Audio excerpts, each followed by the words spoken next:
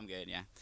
Um, I'm going to be reading some poems from the book I'm working on right now, and it's all about working in the service industry as a cook and a bartender.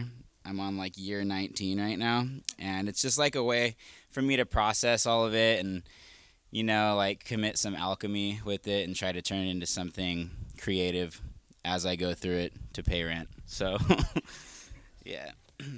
This first poem is called How to Hone Your Blade. I've seen you worn, rounded out, rolled over, like empty bottles collecting on your nightstand, bent cigarette packs found in jacket pockets. Those days you came to work lifeless, squinting at chattering tickets in the teeth of stainless steel, dragging orders across the zip line. You grabbed your honing steel with the droplet of light in the corner of your cornea, like that little smirk in the turning of your blade.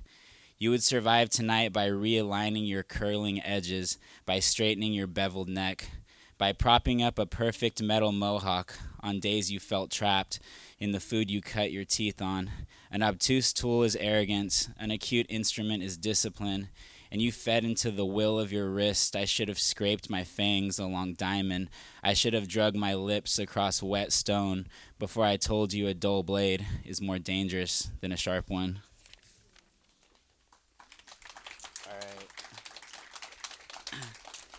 This poem's called Wet Bar Receipts. Dead gray Bic pens and wet bar receipts, a belt made of saran wrap, no underwear, thighs chafing and burning. I survived the weekend and faced sober mania, hyperactive task attacks, and the ironic inability to properly relax. My mind hates my body. It keeps it stuck in deep mental trenches, sweating out fight or flight, goopy and trudging, brigade to brigade, restaurant to restaurant, bar to bar. Small mistakes hit like landmines until I'm maximizing details and minimizing the big picture. Ears ring and eyes dilate, and I lose my footing, tripping over nothing. An insatiable appetite creeps in, leads to pre-work aperitifs, post-work tequila shots, and white tea bags steeped in numb adrenaline to keep me on my feet. Dead dreams and dusty relics whisper from back burners like a pendulum of regret and redemption, a candle burning at both ends. I grip empty pen, squint at smeared ink, unable to read the numbers on a lifeboat of gratuity, in a lifetime of self-pity with that sinking feeling always underneath. Sorry, I tend to read really fast. I'm trying to take a quick breather here. I'm online on Instagram. It's at Mikey G Though. THO, Mikey G Though. Follow me. I post hella poetry on there. I have like 3 books. If you ever want one, just message me or something. I sell them on my website too.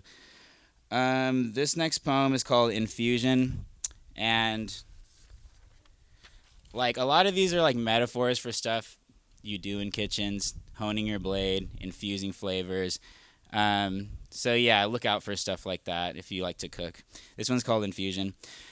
We lay suspended in soft solvent, filtering psychic venom, letting frustration bleed out until we're both opening up and vulnerable. We start to fuse together, percolating as our pores clarify interior, solving what's soluble and pushing differences aside with breath left in the sifter. That little smirk as you scrub dark spirals off my mind and become a part of me like an inseparable flavor that's greater than the sum of our measures.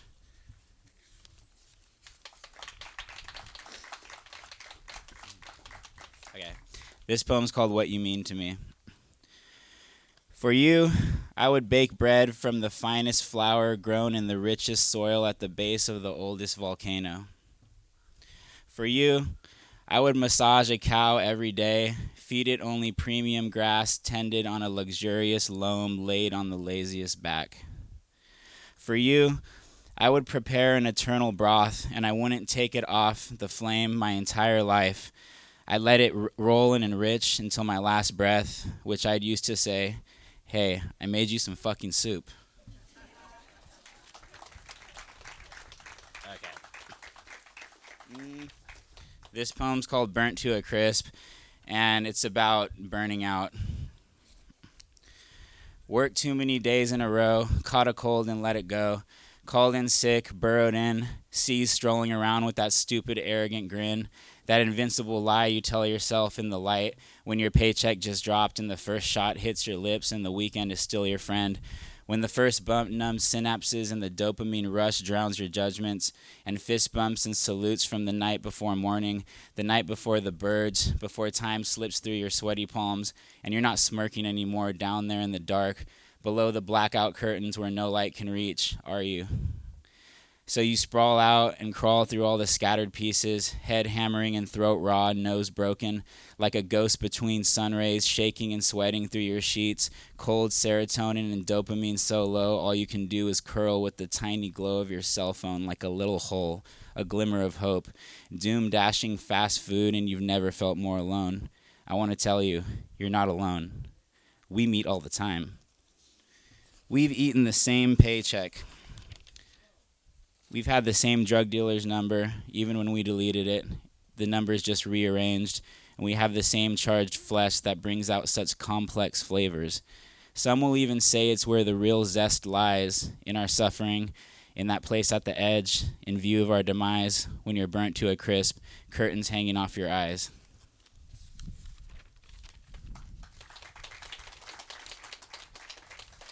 Sorry, not to be such a bummer. It gets better. This poem's called Acceptance. You stayed longer that night, cleaning out the corners, detailing the plancha, scrubbing every inch of steel until you saw your reflection in everything. You eased into this weird, delirious submission, like any moment where you were ready to bow and scream at the walls, flickered out as quickly as a flare and smoke sucked into the fan blades. When you finally clocked out, you drove home the scenic route. No music, windows down, wind whistling through glass, eyes like opening to an empty building. You reached this zen state, escorted by exhaustion, and wandered down the mountaintop. You touched your four walls, your pint-sized garden plot, and you couldn't help but laugh at the painful flowers blooming around your wrists. And the triple knotted ropes in your lower back contracted as you collapsed on your couch and scrolled past streams of distractions. Your eyes saw the patterns, but they didn't form reactions. None of it was funny or painful. So you turned it off and lay there, examining the ceiling, fan droning, leaves hardly stirring. Thank you.